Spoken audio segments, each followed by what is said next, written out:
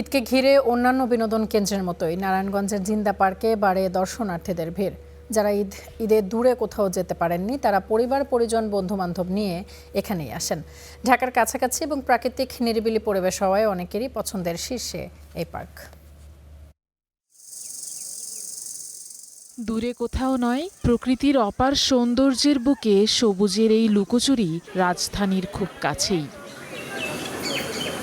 এখানে ভোরের আলোয় সবুজ কচি পাতাদের লুকোচুরি, বাতাসে তাজা ফুলের ঘ্রাণ আর ভেজা মাটির গন্ধ। শব্দ দূষণে বিলুপ্ত প্রায় পাখিদের যেন অভয়ারণ্য এটি। বাতাসে নেই কালো ধোঁয়ার রাজত্ব। এই প্রকৃতি রূপগঞ্জের জিন্দা পার্কে। ঢাকার কাছে প্রকৃতির এমন মেলবন্ধনের খোঁজ ইট কাঠের রাজ্যে বন্দী অনেক নাগরিকেরই অজানা। তবে যারা জানেন তারা এখানে ছুটির অবসরে পা ফেলতে ভোলেন না। লাস্ট টাইম আমার সাইট ভিজিটে এসেছিলাম, তো ঠিক করে ঘুরতে পারি, তো পিকচার্স ক্লিক করার জন্য এই জায়গাটা আমার ভালো লাগে।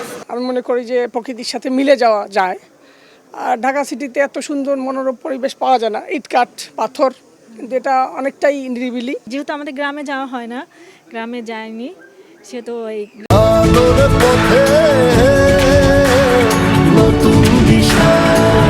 আদর পেতে নিজস্ব সময় কাটাতে দেখা যায় দূর দূরান্ত থেকে আসা মানুষজনকে। বড় মাঠ পেয়ে খেলায় মেতে ওঠে শিশুরা। মন উজাড় করা প্রকৃতিই শুধু নয়, অতিথির সঙ্গ দিতে এখানে আছে লাইব্রেরি, আছে রেস্টুরেন্টও। ১০০ বিঘা জায়গা জুড়ে গড়ে ওঠা জিন্দা পার্ক পরিচালিত হয় অগ্রপথিক পল্লী সমিতি নামের একটি সংগঠনের মাধ্যমে।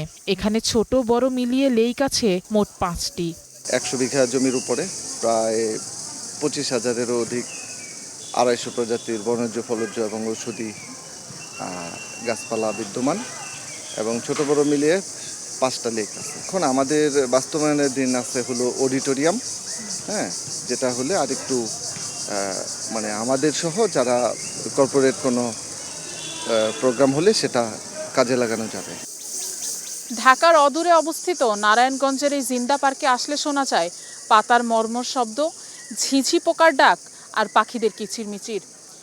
যেমনটা কোলাহলের মাঝেও হয়তো খুঁজে বেড়ান এই নগরবাসী। কবিগুরু রবীন্দ্রনাথ ঠাকুরও আকুতি জানিয়ে বলে গিয়েছিলেন হয়তো এমনই এক ছায়া সুনিবিড় জায়গার কথা। প্রকৃতির প্রতি আকুলতা জানিয়ে লিখেছেন, দাও ফিরে সে অরণ্য, লও এ নগর। Afroza Lamia, Star News, Narayanganj.